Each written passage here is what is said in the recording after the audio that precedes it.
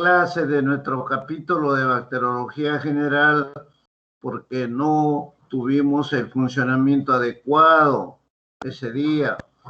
Entonces, hoy día voy a pasarles los conceptos generales y todos los nuevos conocimientos que se tienen actualmente sobre la bacteriología en general.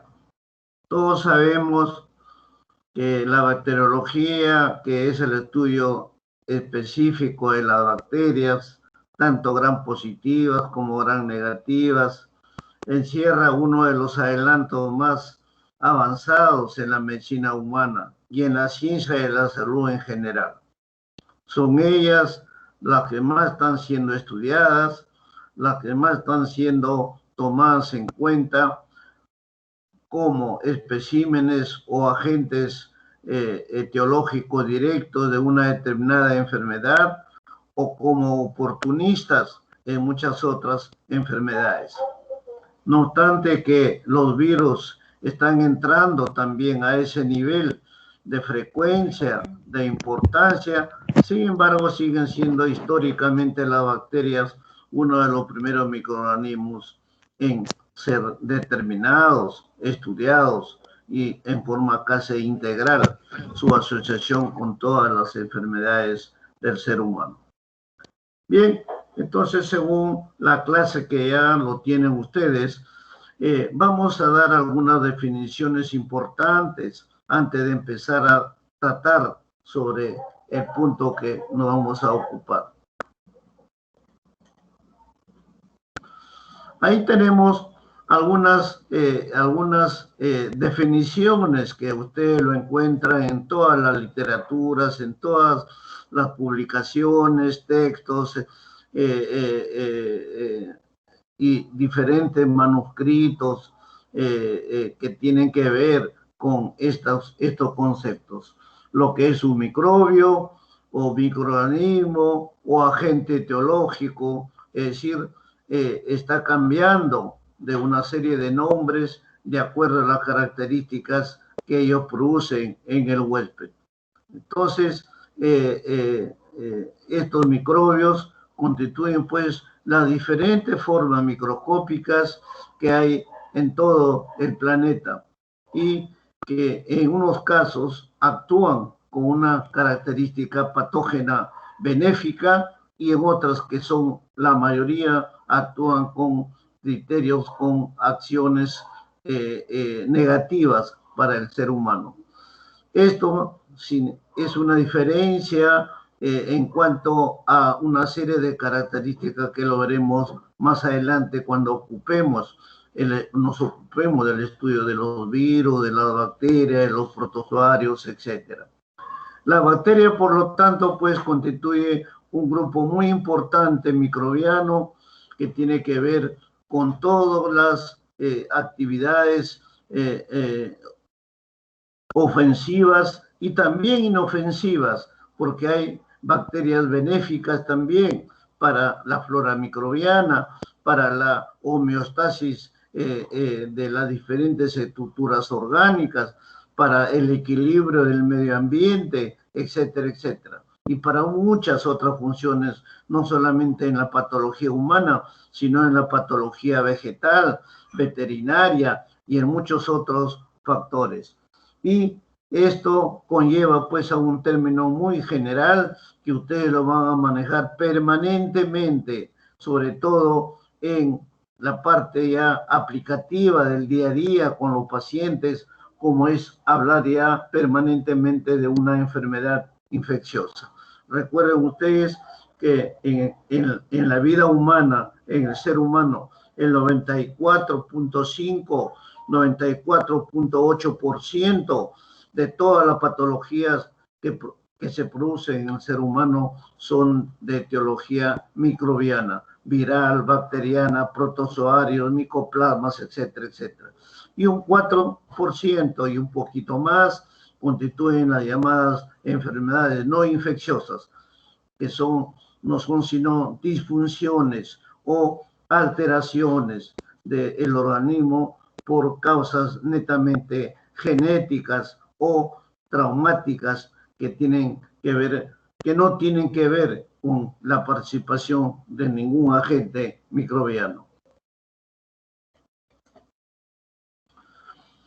Entonces, como introducción, 2 palabras para que ustedes comprendan las características y los acontecimientos desde el punto de vista científico que despierta hoy en día la microbiología, sobre todo este año 2020, desde el 2019-2020, donde estamos atravesando una de las pandemias más importantes y más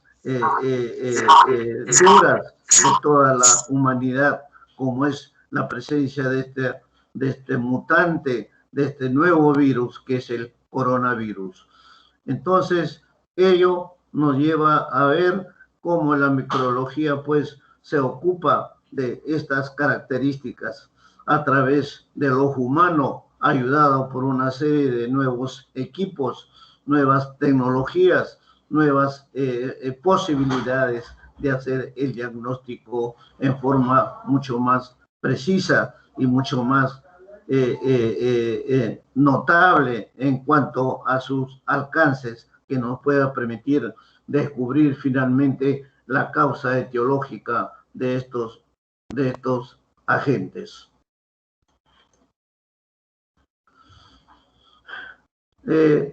También hay un concepto paralelo que se está manejando en el mundo, no solamente la aparición de nuevas cepas de microorganismos o el reflotamiento o el repotenciamiento de muchos de ellos por causas que creemos que son el medio ambiente, el mundo climático que está cambiando, los hábitos alimenticios que están cambiando, las edades cronológicas de los seres humanos que están cambiando y toda una serie de factores que están permitiendo pues la aparición de otros conceptos.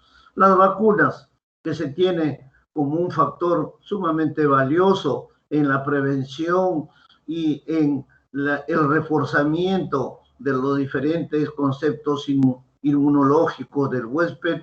Sin embargo, todavía están por allí algunos conceptos que producen equivocaciones en la interpretación, que no faltan estas voces altisonantes que provocan confusión, provocan temor, provocan miedo en la utilización de estas vacunas. Sin embargo, ustedes ya han observado, han escuchado, han visto cómo ya un país muy lejano ya está en nuestro país tratando de hacer las aplicaciones clínicas de una nueva vacuna contra un nuevo virus que estamos padeciendo en el país y en todo el mundo. Entonces, las vacunas en general pueden pues significar de repente algún temor por algunas reacciones que hasta ahora son leves, son secundarias, son colaterales, que no significan poner en peligro la vida de un ser humano, especialmente de los niños o de los ancianos, que son los que reciben generalmente este tipo de protección. Entonces, estos conceptos ustedes tienen que ir transmitiéndolo, tienen que ir educando a la población de que estos procedimientos no llegan como producto del azar, sino como todo un trabajo profundo de los científicos, de los médicos, de los biólogos, de los estudiosos de todo el mundo, que son los que están permanentemente preocupándose por superar estos problemas.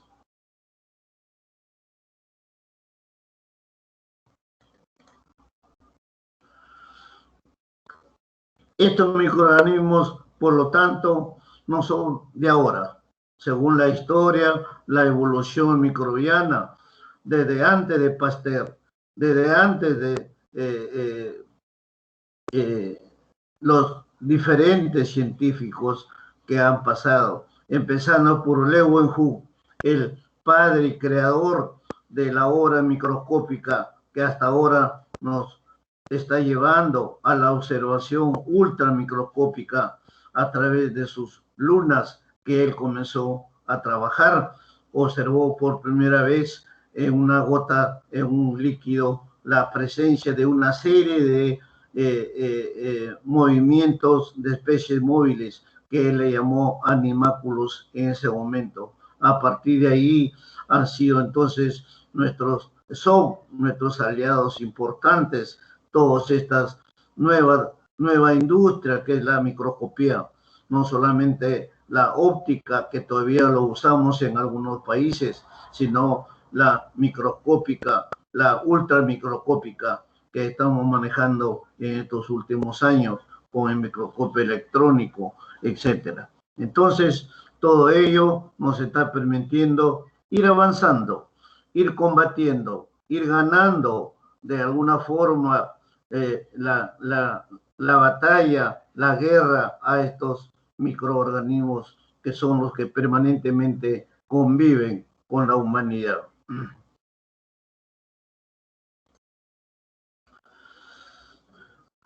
Sin embargo, también conjuntamente con estos conceptos se está avanzando en el tratamiento, en buscar el elemento que pueda destruir, que pueda detener, de ahí los términos que ustedes van a manejar permanentemente, como son bacteriostático o bactericida o lítico en algunos casos, que no son sino sustancias antimicrobianas que son los que van a hacer posible el ataque, la desaparición o la atenuación de estos microorganismos. Entonces, sin embargo, todavía sigue siendo en muchos países del mundo, incluido el nuestro, de que se está dando lugar a veces a una sincronización, una desconcentración, una no adecuada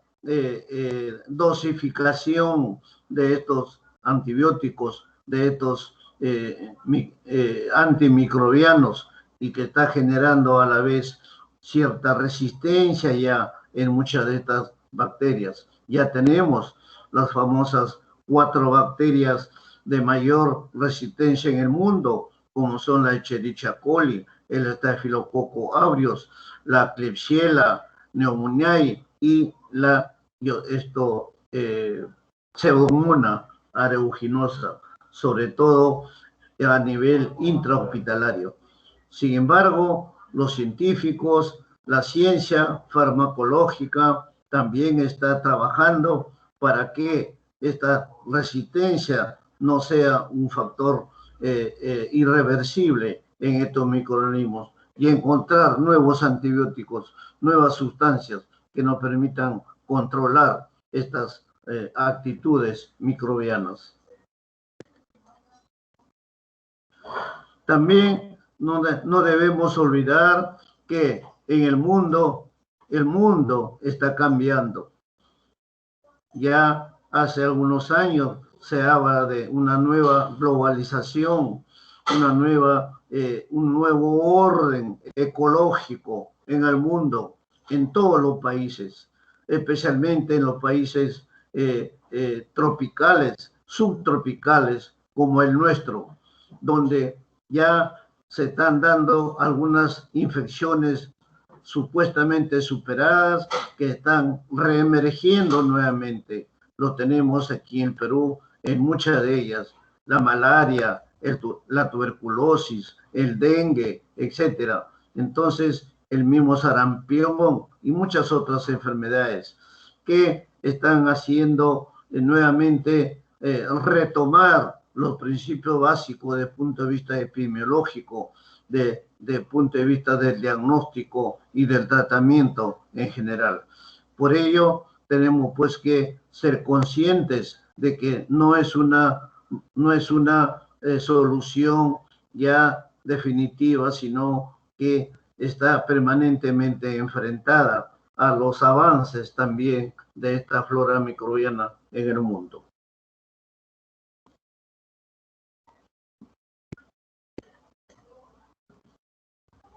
También es, por lo tanto, muy importante que nuestra población, nuestra sociedad, tenga pues los conocimientos básicos fundamentales sobre esta flora microbiana.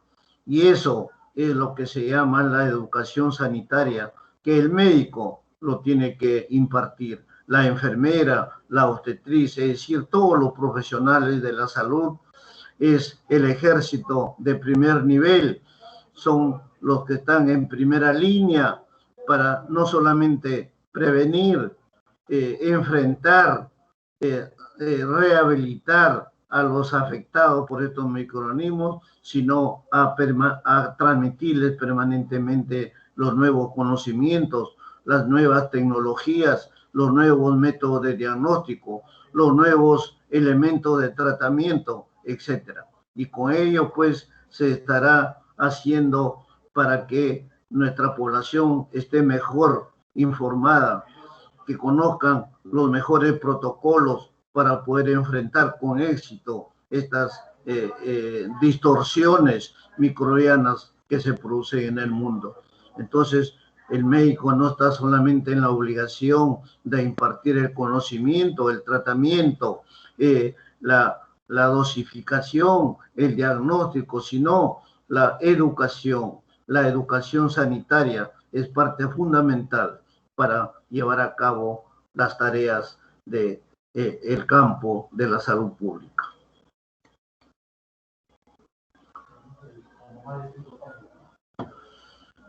¿Qué son los microbios? Ya en una sola palabra, son nuestros compañeros de viaje permanente. ¿Dónde vamos? ¿Dónde estamos? En los diferentes medios donde nos encontramos, ellos están ahí con nosotros. Es una convivencia humana microbiana que se da en todo el mundo, en todo nuestro planeta.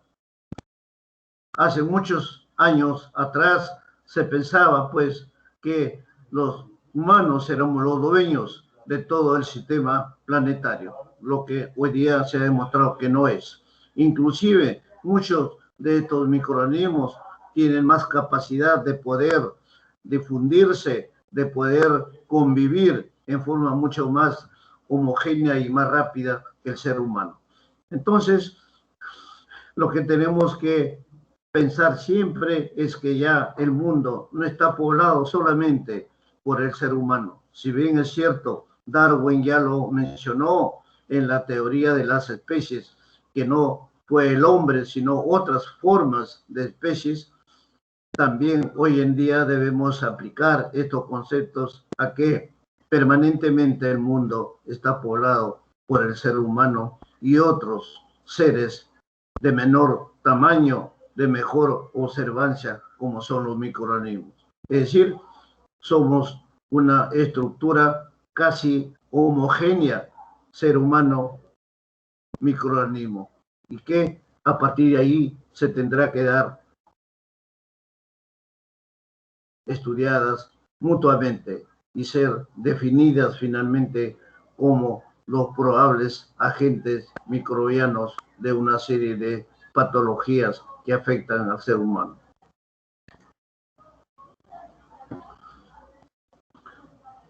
Otra de las características que nos vamos observando es que también las estructuras de estas bacterias, como dije al principio, que constituyen una de las estructuras más estudiadas y más antiguas, entre comillas, porque por ahí se postula que los virus son más antiguos que las bacterias.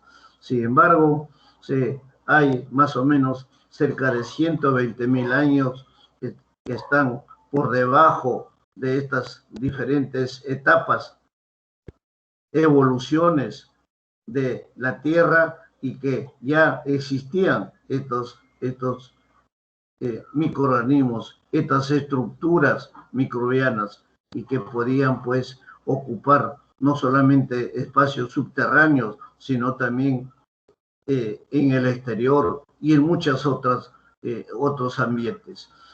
Y así hoy día tenemos de que un gran porcentaje, más o menos un 90% de estas bacterias, no solamente viven en el fondo de los océanos, en los espacios subterráneos sin luz, sin oxígeno, como vamos a ver más adelante, que ya tenemos hoy día el gran mundo de las bacterias anaeróbicas, así como las microanaeróbicas, las aeróbicas, etcétera, y que tienen que ver con la utilización, y muchas de ellas no lo necesitan, que son las anaeróbicas, y que constituyen un grupo importante en la patología, sobre todo gastrointestinal.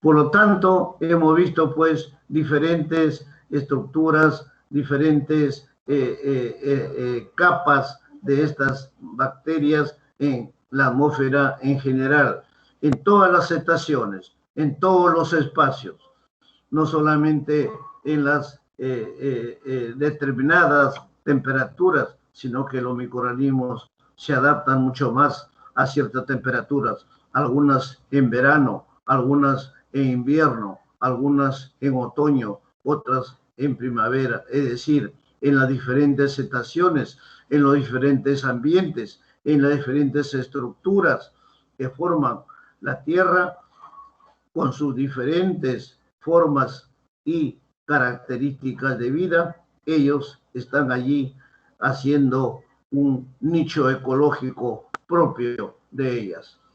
La ciencia está yendo a otros niveles aparte de la Tierra, que es Marte, y se tiene ya estudios para poder determinar si hay también vida microbiana ahí, si hay elementos que favorezcan esta población, y de esa manera ir extendiendo los conocimientos humanos a otros planetas.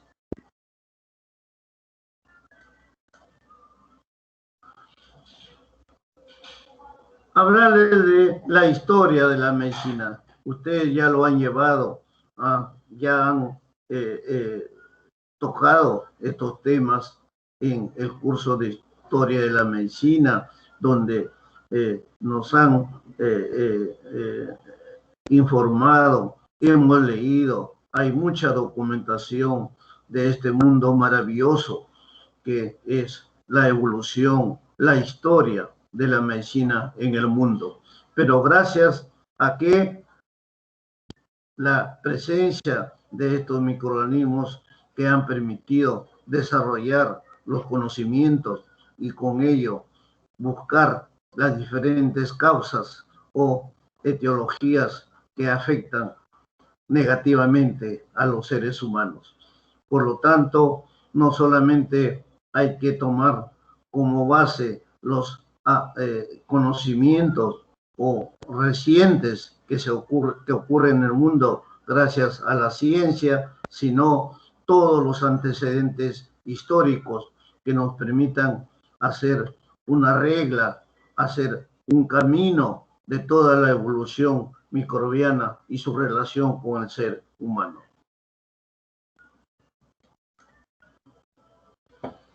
Todos estos procesos, entonces, repitiendo lo que les dije antes, que somos compañeros de viaje, compañeros en el camino con los microorganismos, es una convivencia que se está dando como fuente de inicio de toda una historia con los diferentes habitantes en el antepasado de la evolución de la Tierra y la evolución humana.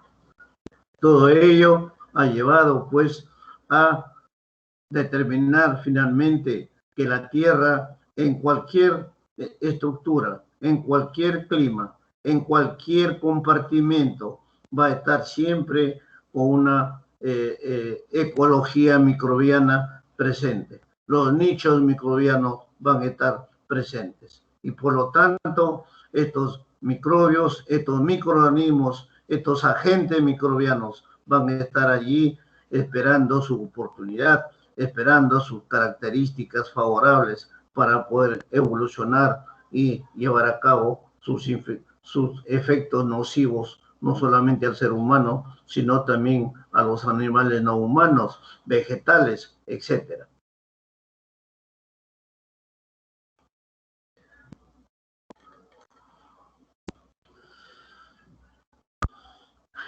Entonces, a partir de toda esta complejidad del desarrollo del ser humano, se ha venido trabajando, se sigue trabajando. La ciencia va avanzando. Una de las características favorables de esta última pandemia que está ocurriendo en el mundo y en nuestro país con cierta mayor incidencia es que está permitiendo que se piense definitivamente que solamente la ciencia, los conocimientos científicos, los hombres que se dedican al estudio de estas características, de estas situaciones, sean los indicados a estar frente a ellos. Por lo tanto, el mundo necesita ciencia, el mundo necesita científicos y los médicos y todos los profesionales de la salud son los que tienen que estar al frente. No necesitamos políticos, menos politiqueros, no necesitamos gente que opine negativamente o gente que dé conceptos equivocados y engañe a la gente. Necesitamos gente científica, necesitamos ciencia por encima de todo. Solamente la ciencia será capaz, la ciencia y los científicos serán capaces de poder enfrentarse con las verdaderas herramientas, con los verdaderos conocimientos sólidos y bien formados para enfrentarse a estas nuevas características que afectan y perjudican al desarrollo de la vida humana.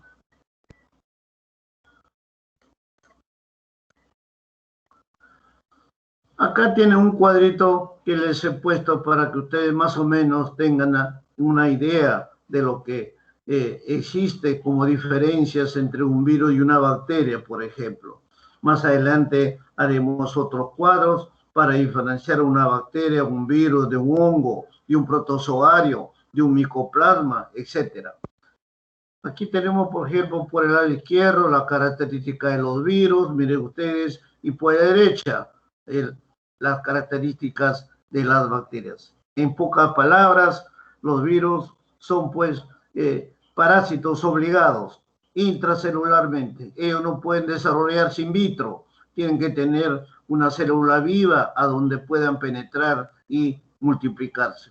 En cambio, las bacterias pueden sobrevivir en forma aislada y con la presencia de elementos básicos nutricionales. Todos los virus son generalmente agresivos. No hay virus hasta ahora conocidos que sean favorables, como lo existe en las bacterias, que sí son beneficiosas. Dentro de la flora microbiana tenemos una flora microbiana beneficiosa intestinalmente, a nivel de todas las diferentes estructuras. Hay microorganismos que su presencia beneficia para la homeostasis, para la estabilidad del ser humano. Estos virus son muy pequeños, su tamaño oscila entre 25 a 40 nanómetros y algunos mucho menor, y que pueden llegar máximo hasta 250 nanómetros. En cambio, las bacterias, como vamos a ver, son pequeñas, pero más o menos alcanzan la diferencia de 1000 nanómetros como promedio. Finalmente, los virus son resistentes a los antibióticos. No tienen ningún efecto cuando ustedes traten o una infección viral con un antibiótico. No va a haber ningún efecto, al contrario, puede haber efectos nocivos. Pueden ser hepatotóxicos, nefrotóxicos, etc. Y tampoco pueden cultivarse in vitro. En cambio, frente a las bacterias, son la mayoría todavía sensibles a toda una serie de antibióticos, de antibacterianos en forma, y se pueden cultivar in vitro, básicamente.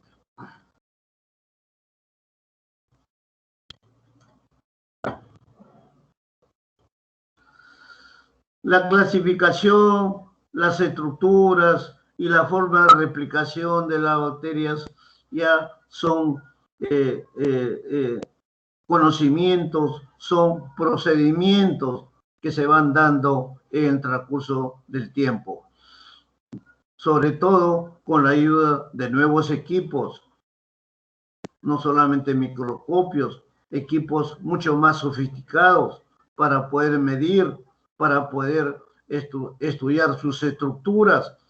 Por ejemplo, las vías sondas especiales, vías DNA, RNA y todo un conjunto de nuevos elementos que permiten el estudio y con ello ir clasificándolas, ir separándolas en grupos específicos. Lo que se hace, pues, gracias a la presencia de estos equipos, de estos elementos que nos van a permitir esos estudios. Con ello se va a poder clasificar de acuerdo a sus características, sus diferentes estructuras, por ejemplo, gran positiva, gran negativa, cada uno con sus estructuras importantes, su forma de replicación dentro del ser humano, de acuerdo a la característica de localización, de invasión, de toxicidad, de patogenicidad, de virulencia, etc.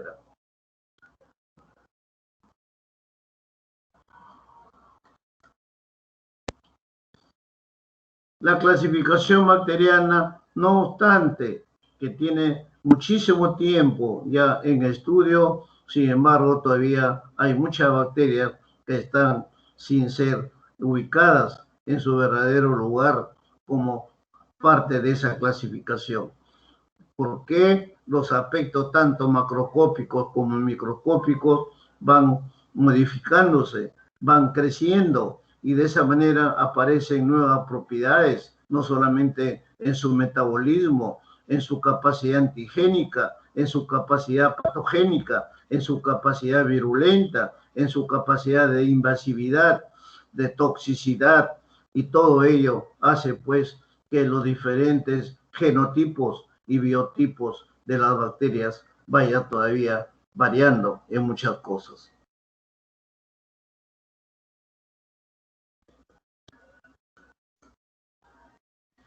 Ahí tienen ustedes donde les he puesto dos esquemas para que ustedes puedan hacer una diferencia fundamental entre lo que es una procariota y una eucariota. El género protista, el grupo protista está clasificado en procariotas y en eucariotas. Por los procariotas tenemos las características a nivel de sus diferentes estructuras, como son pared celular, la presencia de peptidoglucano, los cromosomas, sus formas, su citoplasma, la presencia de plásmidos, las características de su membrana, donde va a ocurrir prácticamente los factores fisiopatológicos o la fisiología bacteriana.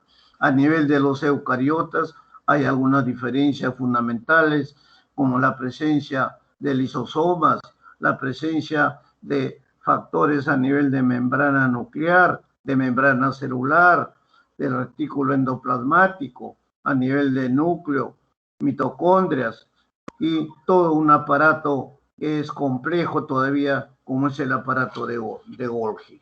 Es decir, allí tienen ustedes dos estructuras fundamentales que les pueda permitir hacer las diferencias en cuanto a estructura, fisiología bacteriana, genética bacteriana, modificaciones, multiplicaciones de las bacterias.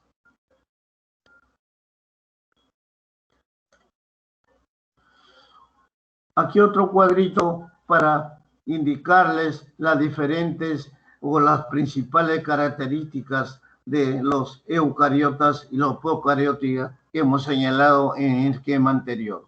Ahí tienen ustedes las principales características en cuanto a los grupos, en su estructura del núcleo, en su estructura de su citoplasma.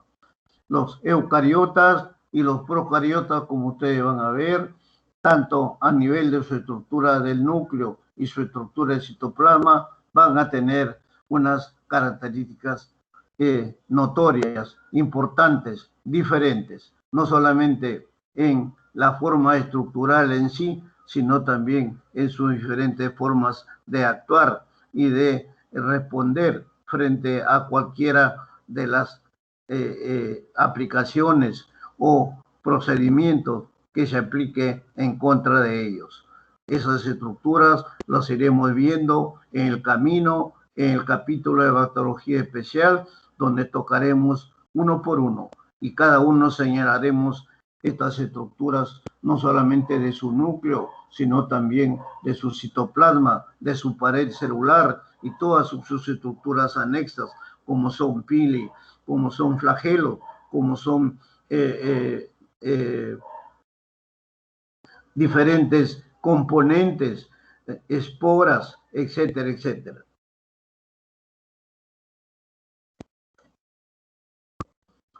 Ahí tienen ustedes la estructura bacteriana a nivel citoplasmático, donde se ve perfectamente, por un lado la gran positiva, por el lado izquierdo y por el lado derecho la gran negativa, para que ustedes hagan bien diferente, bien específico las estructuras tanto de su DNA como su RNA. Recuerde, incluyendo el RNA mensajero, que es el elemento fundamental, que es el que inicia la memoria, inicia todas las nuevas características de la nueva bacteria a partir de una célula madre.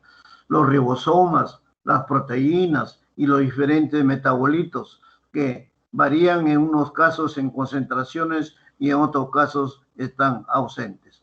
Una de las características fundamentales de las bacterias es que presentan en su genoma sus dos estructuras concatenadas, que son el ácido desoxirribonucleico y el ácido ribonucleico, lo que no lo van a ver ustedes en los virus. Los virus solamente tienen uno de ellos, o son RNA o son DNA. Y también algunas riquezas y algunas clamidias que tienen algunas de estas características. Por lo tanto, todas estas variantes van a depender de las características estructurales a nivel de citoplasma y las características también externas, morfológicas de la pared, sobre todo en los componentes de proteínas y de otras estructuras, lipoproteínas, etcétera.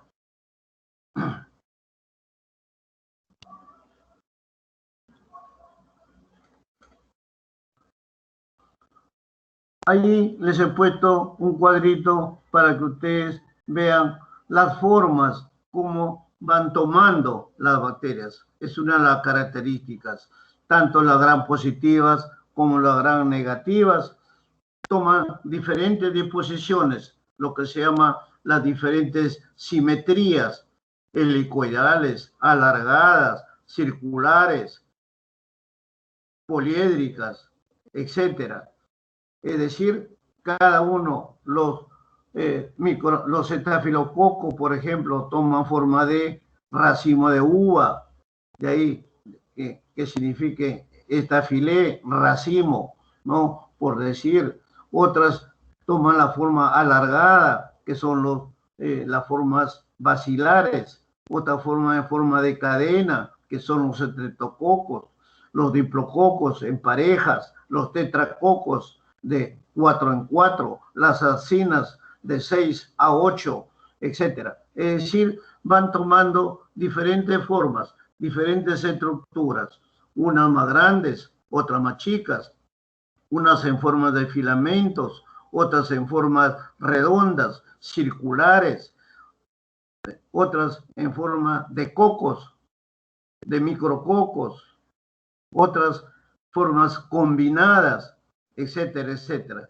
Así como algunas utilizan o no utilizan oxígeno y se clasifican en aeróbicas y anaeróbicas o microaerófilas cuando son intermediarias.